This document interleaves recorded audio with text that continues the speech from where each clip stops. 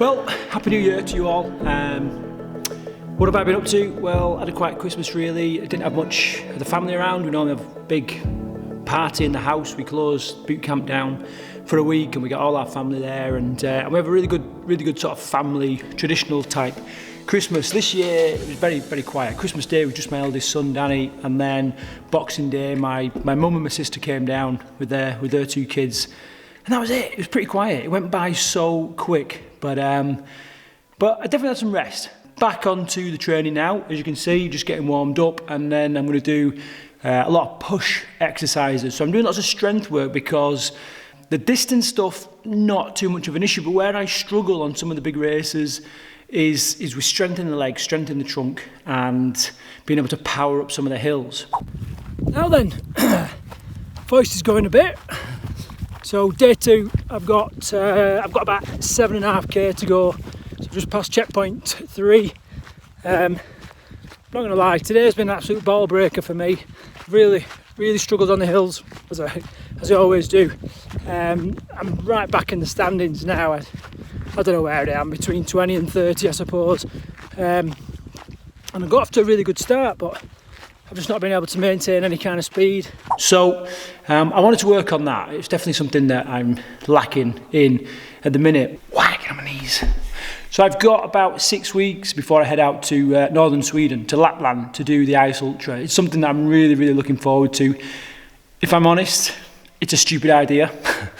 My wife, Paula, thinks I'm absolutely mental. It's an absolutely ridiculous idea because I'm still buckled from my knee playing up on my Achilles, and I've got all sorts of aches and pains, but I'm fed up of going on about it. But anyway, I'm going, and even if I'm at the back of the race and I'm not really doing much, but just taking in the sounds and the scenery and all that, I'm just happy with that. I'm just happy to go. So we'll see how it goes. And obviously I'll be filming that as part of this these updates ready for the 2020 Marathon Challenge.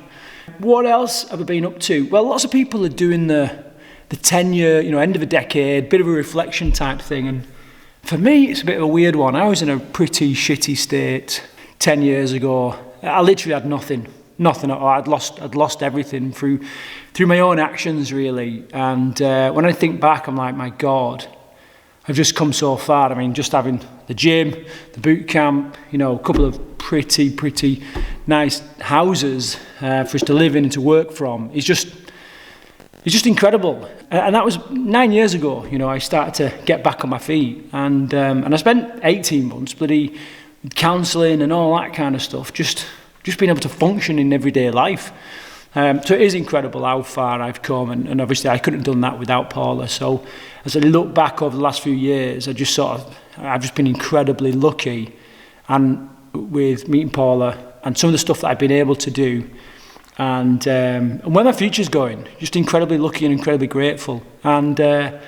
And gratitude is the attitude that brings you more. So, I'm always thinking about just how lucky I am. And to top it off, as you can see my beautifully brutal cap, I've also been made an ambassador for Beautifully Brutal, a company that runs some incredible races in Wales, which I know that I'll be sharing more of on this channel, but definitely check them out. The Penllyn, Penllyn. Sorry, all the Welsh, I'm just butchering that, but an absolute tremendous event. I'm actually looking at the 100 miler. If you're thinking about a 100 miler, 50 miler, maybe even a 75 mile race for this year, 2020, then definitely check them out. Penllyn, spelled L-L-Y-N. Check them out online. I'll stick a link in the description below, and tell them you found them through this channel, and that'll give me a bit of kudos as well. So dead lucky. So I'm going to crack on, do my session before I get too cool, and then that'll be it for this week, because I just need to get into it, and there's been too much water under the bridge to try and recap, so let's get it done. Don't know how the hell I'm going to run 43 marathons. I can barely get off the freaking floor.